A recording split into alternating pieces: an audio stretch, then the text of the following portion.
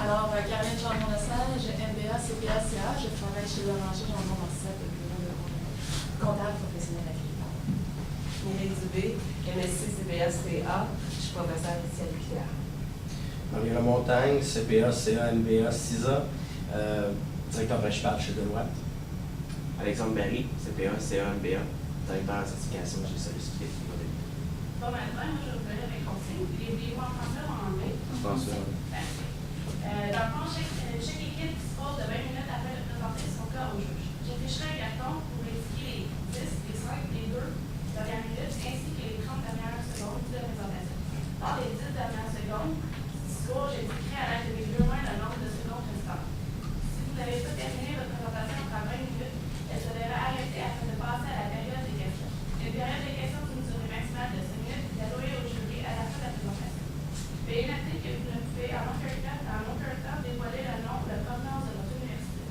Je laisse maintenant les juges qui sont déjà présentés. Et donc, quand vous êtes prêts, commencez. Est-ce que c'est possible de voir les cartons de temps, s'il vous plaît?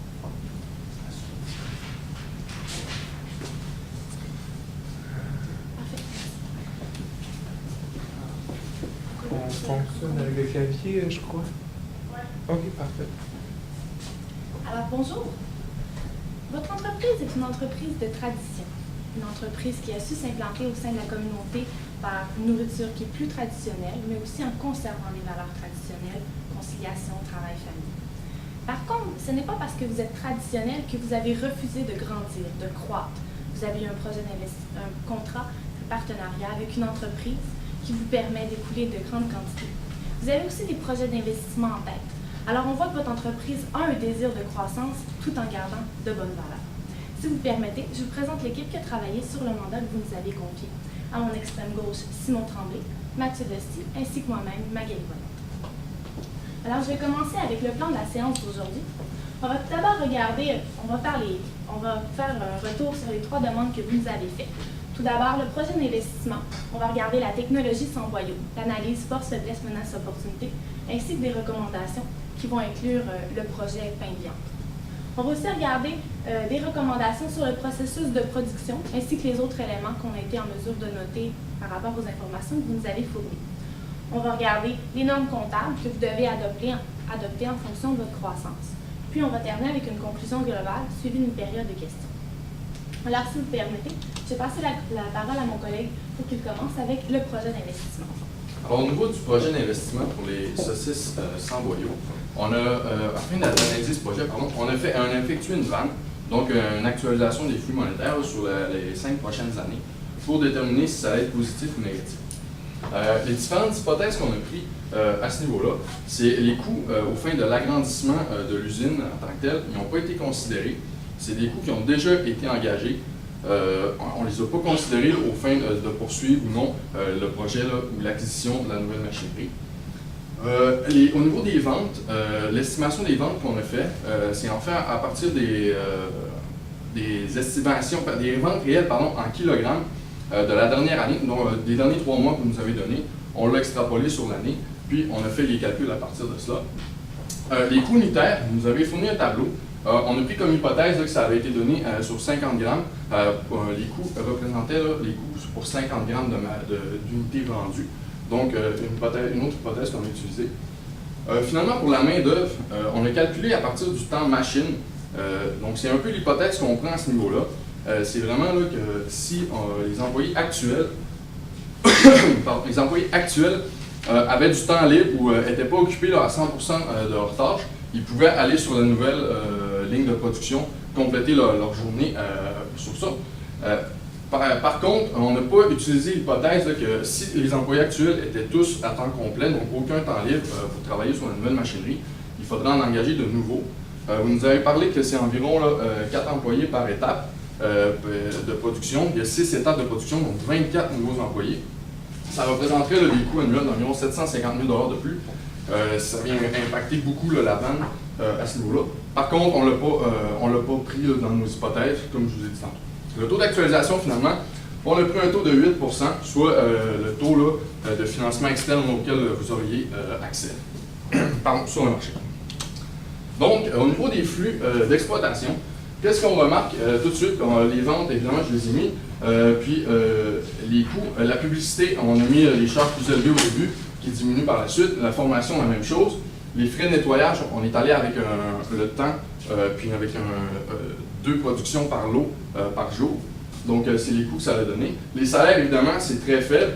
C'est comme on considère que le salaire est imputé par temps perdu. Donc, encore une fois, ça pourrait avoir un impact majeur là, si on devait ajouter plus d'employés. Les flux actualisés donnent aux alentours d'1 067 000.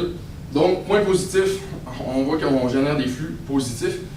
Par contre, ce n'est pas là, des montants évidemment très élevés par rapport aux investissements qu'on doit faire. La nouvelle machinerie là, au coût de 6 millions. Évidemment, là, on doit engager là, des coûts de 6 millions au début.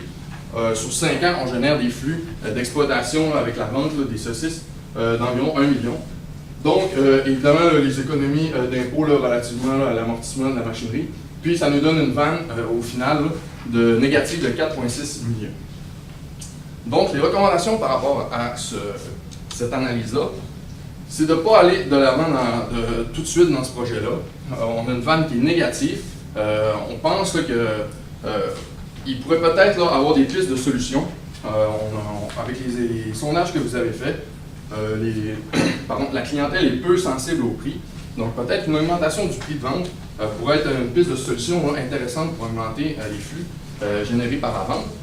Aussi, l'augmentation du volume de vente, donc soit par nouveaux marchés, nouveaux clients, donc aller de l'avant dans ce niveau-là, ça pourrait augmenter les ventes, évidemment, générer davantage de flux. Puis finalement, au niveau des produits connexes, ma collègue vous a parlé, et va vous parler tantôt, au niveau du pain de viande, donc ça pourrait être une avenue intéressante pour utiliser davantage là, les nouveaux équipements acquis à ce niveau-là. Donc, je vais passer la parole à ma collègue qui va poursuivre avec l'analyse qualitative. Alors, comme on vous a dit, le prix est intéressant en soi. Au niveau financier, on sait qu'il y a une possibilité de faire des profits. C'est sûr qu'actuellement, ce n'est pas le cas avec les hypothèses qu'on a, mais on peut penser là, que si le marché est en croissance, qu'éventuellement, un jour, il y aura une possibilité de faire des profits avec ça. C'est la raison pour laquelle on vous fournit d'ailleurs l'analyse force, faiblesse, menace, opportunité. Puisqu'on veut vous donner une analyse qui est quand même assez complète, qui ne tient pas seulement compte de l'aspect financier, même si pour le moment, là, c'est désavantageux. Alors, au niveau des forces, on voit que vous avez déjà l'espace disponible pour implanter une deuxième chaîne de production, ce qui rend intéressant quand même le projet, puisque ça ne vous demande pas de faire des coûts supplémentaires, un agrandissement. Vous avez déjà l'espace, vous assumez déjà les taxes municipales reliées à ça, probablement même les frais d'électricité et chauffage, si c'est les mêmes locaux. Donc, on voit qu'il y a un potentiel d'utilisation des locaux qui pourrait être comblé là, par une deuxième chaîne. Aussi, le sondage que vous nous avez fourni montrait que votre clientèle est quand même satisfaite des produits que vous offrez. Par contre, au niveau de la variété, il y avait un problème. 78% des gens ont considéré que votre variété de produits était de faible à très faible. Alors, c'est sûr que c'est désavantageux pour vous, puisque oui, ils aiment vos produits. Par contre, ils ont seulement la possibilité d'acheter les saucisses à boyaux, étant donné qu'on a cessé la production de boudin. Alors, c'est sûr que c'est moins intéressant pour votre clientèle de pouvoir faire affaire avec toute une gamme de produits, puisqu'ils vous font confiance, étant donné que vous n'offrez pas cette variété-là. Les produits plus sains, on sait, avec les tendances dans l'alimentation ces derniers temps, les gens veulent s'alimenter mieux et les saucisses en boyaux permettent une alimentation moins grasse. Alors, ça peut être une avenue intéressante là, pour les gens qui souhaiteraient faire un peu plus attention à leur santé, mais qui souhaitent rester avec vous dans votre marque. Aussi, là, c'est sûr qu'on avait plus ou moins l'information. On savait qu'il y avait parfois du temps improductif chez les employés. Alors, on se disait que ça pourrait être intéressant là, que si les employés ont vraiment beaucoup de temps improductif, qu'ils puissent l'utiliser sur une deuxième chaîne de production, d'où le fait qu'on n'avait pas considéré l'embauche de nouveaux employés. Alors, en même temps, ça permet aux employés de s'assurer un emploi à long terme, puis ça comble leurs heures de travail. On va y aller maintenant avec les faiblesses. C'est sûr qu'il va falloir embaucher éventuellement des nouveaux employés si vous implantez une telle chaîne. On peut penser qu'il y a certains montants qui vont être comblés avec une ligne avec des temps improductifs. Par contre, à un certain moment, là, la croissance va être assez importante. Et comme vous souhaitez conserver une conciliation vie familiale intéressante, mais il n'est pas possible d'aller vers les heures supplémentaires ou vers les quarts de travail de nuit. C'est des possibilités qu'on a écartées. Alors, qui dit embauche de personnel dit parfois une gestion plus importante des ressources humaines. Alors, c'est sûr que vous avez déjà une entreprise d'une bonne taille, mais ça peut devenir un inconvénient. Aussi, il y a un possible déplacement des ventes. Si vous commencez à produire des produits qui sont sans boyau, il se pourrait là, que votre clientèle, puisque ça va être la même recette, mais c'est seulement, si on veut, l'emballage de la saucisse qui va être différent, mais que les clients qui achetaient avec boyau vont déplacer leur vente vers le sans boyau, ce qui aurait un impact.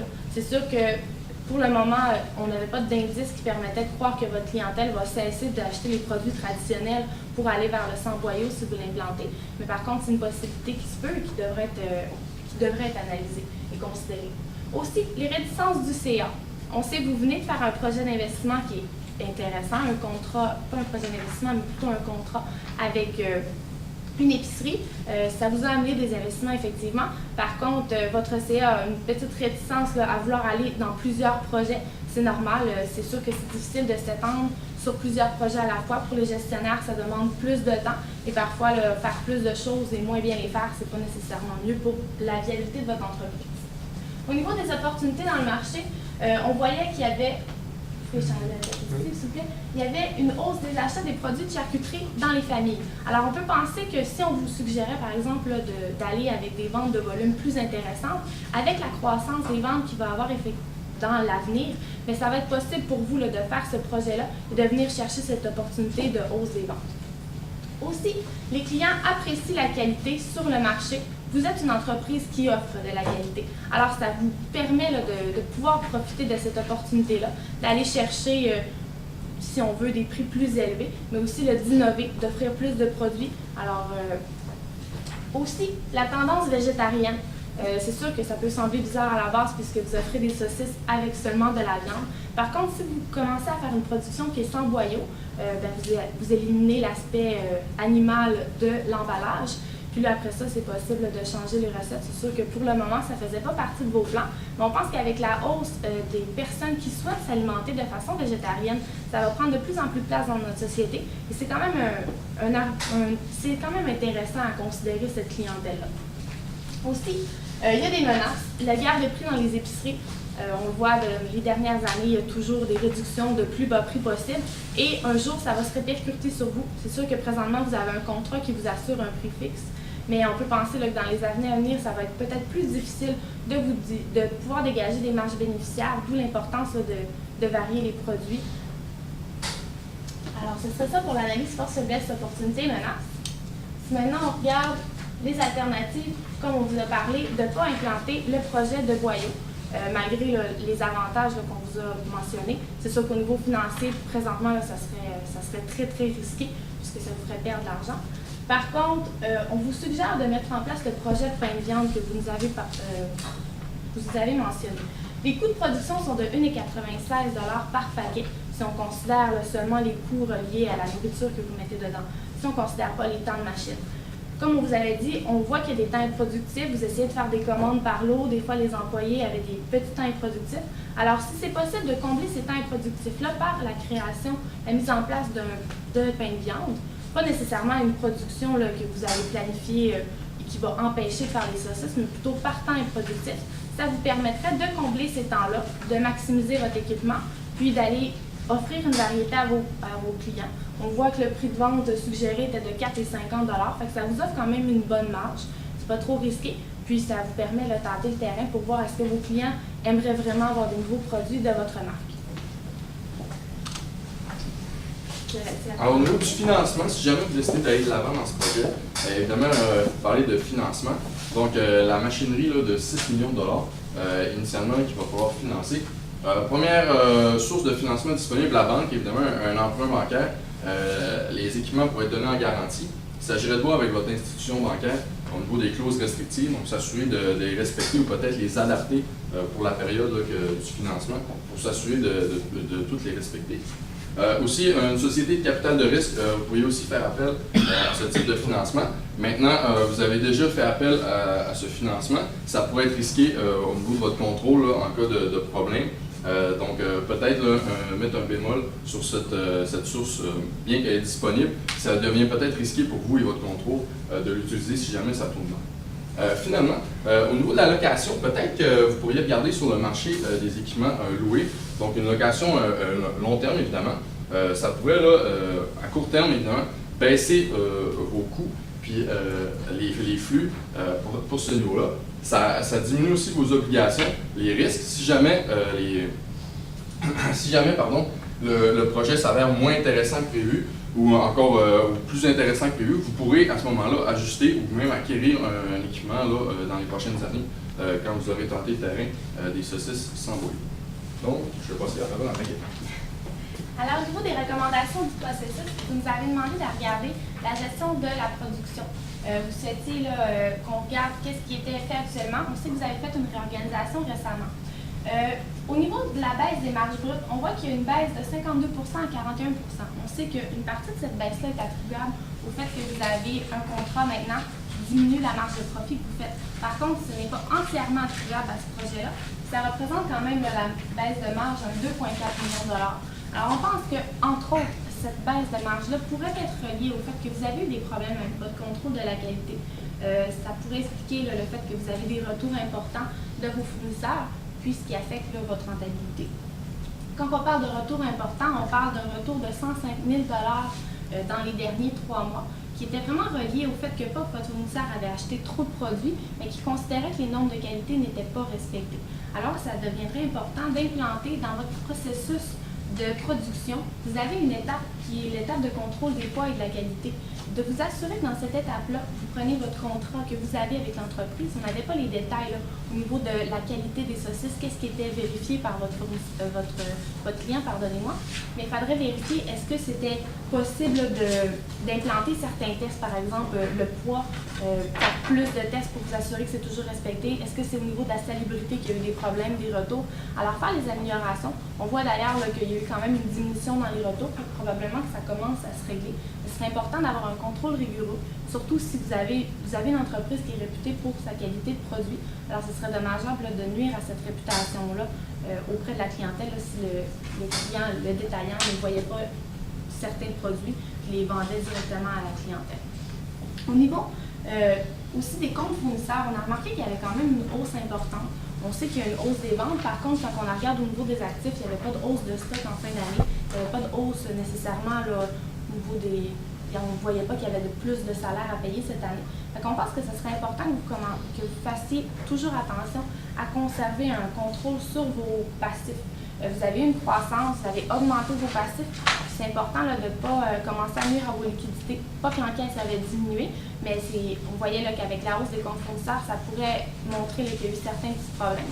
Donc, vous assurez là, qu'il n'y a pas eu d'achat en trop ou non nécessaire en fin de période.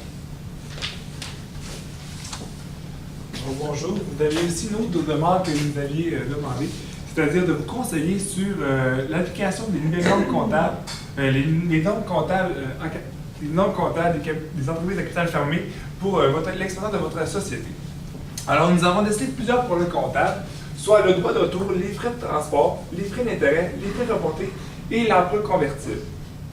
Suite à ces problèmes comptables, il va falloir que vous fassiez plusieurs redressements à vos états financiers, ce qui affectera nécessairement la clause restrictive concernant votre emprunt, c'est-à-dire de maintenir un BAIIA de 2,5, un BAIIA sur les intérêts de 2,5. Alors, premièrement, pour le premier problème comptable, c'est-à-dire la provision pour un droit de retour.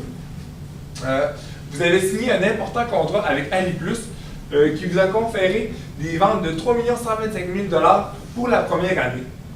Alors, c'est qui est très bien pour vous. Cependant, à la fin juin, il y a eu 450 000 de ventes. C'est là que se crée le problème. Puisque, selon votre contrat, jusqu'à 10 jours après la livraison, AliPlus peut retourner sa marchandise s'il considère que la qualité n'est pas bonne. Alors, il se peut justement que concernant les 450 000 $ de vente à la fin juin, il se peut qu'AliPlus veuille retourner vos marchandises. Alors, nous avons considéré qu'il serait adéquat de créer une provision, un passif de l'ordre de 17 747 $. Ce montant a été calculé en fonction des 3 derniers mois, des retours des 3 derniers mois, et nous avons effectué un prorata sur les 450 000 $, un prorata sur le nombre total de ventes et sur les 450 000 $ à la fin de juin. Le deuxième problème comptable que nous avons décidé, ce sont les frais de transport et d'installation de 35 000 $ qui ont été défrayés pour l'installation de votre bâtiment. Cependant, vous ne saviez pas trop où les comptabiliser et vous les avez mis dans le compte des frais généraux. Cependant, nous considérons que ceux-ci doivent être capitalisables à votre immeuble puisque ceux-ci sont nécessaires pour la mise en service de votre immeuble, la mise en place de l'immeuble.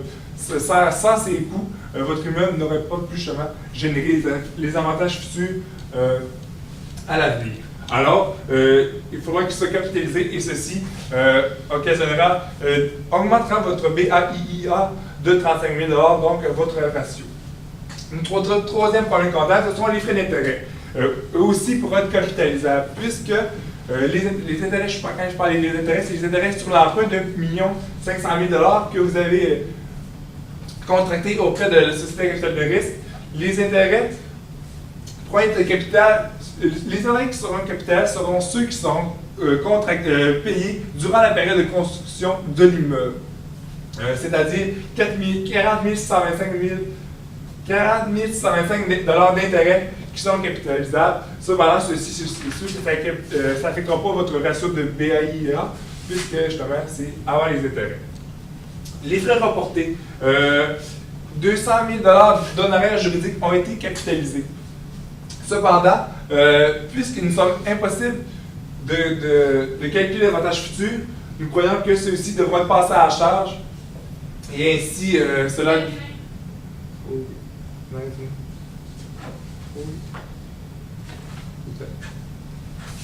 Est-ce que vous aviez des questions? Est-ce que vous avez des questions? On n'avait pas fini, c'est sûr que vous deviez avoir des questions. Je viens juste de dire qu'il n'y avait pas d'impact sur la capitalisation des intérêts, sur le ratio à respecter. Il n'y en a pas d'impact sur le BAIIA, mais il y a un impact sur ton Effectivement, c'est vrai. Dans mon calcul. Ça s'en venait. Oui, vous avez raison, parce que j'avais justement une conclusion qui m'amenait justement à ce que le ratio, avant les redressements, il était respecté, cependant, avec les ajustements, il n'était plus respecté, donc la clause n'était plus respectée. Et justement les frais d'intérêt. OK, c'est bon. Puis une autre petite chose, je suis un peu, parce que je représente Jocelyne, je suis un peu surprise. Quand on regarde, par exemple, je pense que c'est la 4e acétate, juste à voir les ventes, en 2014, 369 750 $ de ventes. Ça monte, je veux dire, on est quand même un chiffre d'affaires de 24 millions, donc j'ai de la misère à voir pourquoi j'avais seulement 369 000 $ de ventes pour les saucisses en noyau. Je peux voir le calcul du détail, s'il vous plaît? Le calcul, moi, je peux vous l'expliquer. Dans le fond, on a pris à partir aux alentours de 60 000 kilos pour les derniers 3 mois de vente, multiplié par 4 pour savoir les kilos annuels qui ont été vendus. Puis on parlait de 15 de la production serait vendue au niveau des saucisses sans les nouvelles productions de saucisses. Donc, on a fait 15 de ce montant-là pour avoir le nombre de kilos, fois 10 $, 1 $ par 100 grammes pour avoir le prix des ventes. On met un kilo, c'est 1000 grammes. Oui. C'est pour ça que je pense qu'il y a une petite Il Ah, il y a erreur. un zéro zéro. quelque part. Parce que 300 Ouais, c'est ça, c'est pas. C'est ce que je veux dire. Là, c'est pas 100 grammes, un kilo, Ouais, c'est c'est grammes. C'est bon. Moi, j'avais une question pour vous autres. Une société qui fait environ 24 millions de chiffre d'affaires, puis vous m'avez parlé pas mal de problèmes d'assurance qualité des aliments. J'ai un peu de la misère à faire un peu la critique pour qu'on ait des problèmes d'assurance qualité. C'est environ une base exclusivement sur le fait qu'on a eu des retours d'environ 105 000, 115 000. En fait, c'est au niveau du contrat, c'est pas au niveau de votre production globale, c'est vraiment au niveau des termes du contrat que vous avez fixé avec la société d'alimentation qui font en sorte qu'eux ont la possibilité de vous retourner selon les critères de qualité qu'ils ont fixés. Fait que c'est de voir pourquoi est-ce qu'ils décident de vous retourner les produits. Il y a probablement une raison, on n'avait pas cette raison-là, mais on peut penser là, que ça peut être simplement la forme des saucisses ou peu importe. Puis c'est pas nécessairement la salubrité, parce que probablement que c'était la salubrité, vous auriez d'autres problèmes comme la MAPAC. Mais c'est de voir quelles sont les clauses qui font en sorte qu'ils sont en mesure de vous retourner pour éviter ces retours inutiles pour vous. Étant donné que c'est des biens qui sont périssables, on peut penser que vous n'êtes pas en mesure de les redonner à une autre épicerie, là, vous devez probablement les jeter. C'est une perte pour vous qui est inutile. J'ai une autre question. Le fait que vous êtes devant nous aujourd'hui, ça vient du fait qu'on s'est parlé au golf. et que le problème que Jocelyne moi-même vous a énoncé était mon problème de comptabilité. L'urgence, c'est la préparation de mes états financiers. Et le point état financier, nombre comptable, traitement comptable a été traité en dernier et pas complètement. Donc, je reste un petit peu sur ma faim. Pourquoi l'avoir traité en dernier? C'était en fait, étant donné qu'on avait plusieurs montants à vous présenter, on trouvait qu'après vous avoir présenté les problèmes comptables, vous n'auriez pas nécessairement la tête à écouter les chiffres. Alors, vous voulez vous présenter les chiffres. Ce qui m'interroge, ce qui m'interpelle, c'est ce que je suis dedans actuellement, c'est mon état financier, puis c'est pour ça que vous êtes là. C'est ce qui vous a donné le mandat. On considérait que justement le projet d'investissement était très important pour vous. C'est pourquoi nous avons décidé de Pour l'investissement, on ne sait pas si on va le faire. Les états, je sais que j'ai à les faire. Parfait. Mais désolé, prochain. J'ai une petite question de présentation. Je veux savoir, l'analyse FFOM, vous, est-ce que vous le considérez pour juste le projet Sans-Boyau ou pour les deux projets? En fait, c'était quand même une analyse assez vaste. C'est sûr qu'il y avait plusieurs éléments qui concernaient spécifiquement les boyaux, mais les pains de viande, étant donné que c'est un aliment qui était sensiblement similaire au niveau de la composante des ingrédients, ça se ressemble. La hausse de marché concernait les deux. Parfait, merci. J'ai tout le temps pour une autre question. Je m'interroge à propos des hypothèses qui ont été posées sur l'augmentation de la main-d'œuvre. Vous avez dit à 2 reprises, bon, on embauche de nouveaux employés. J'avais compris que notre projet faisait en sorte de vraiment accélérer le processus. Je me demande comment ça se conjugue. Si on accélère le processus actuel, techniquement, on ne devrait pas devoir embaucher de nouveaux employés. Je ne sais pas, j'ai de la difficulté à me le figurer. Parce que c'est une ligne de production différente. C'est une nouvelle technologie qui ne sera pas utilisée avec les boyaux. Comment on le voyait, c'est que c'était probablement pas la même machinerie. Alors, vous allez utiliser votre machinerie traditionnelle pour aller boyau, puis la machinerie pour la nouvelle technologie sans boyau. C'est ainsi qu'on avait compris le fonctionnement de votre équipement. Ce qui fait en sorte que oui, vous avez au niveau de la technologie sans boyau une rapidité au niveau de la production. Par contre, étant donné que vous allez continuer de produire avec boyau, les temps qui étaient attribuables avec boyau vont rester. Puis sans boyau, ça va être... Okay. Vous n'avez pas considéré un arrêt de production d'un pour faire l'autre, vous avez considéré un parallèle? Oui, effectivement. La période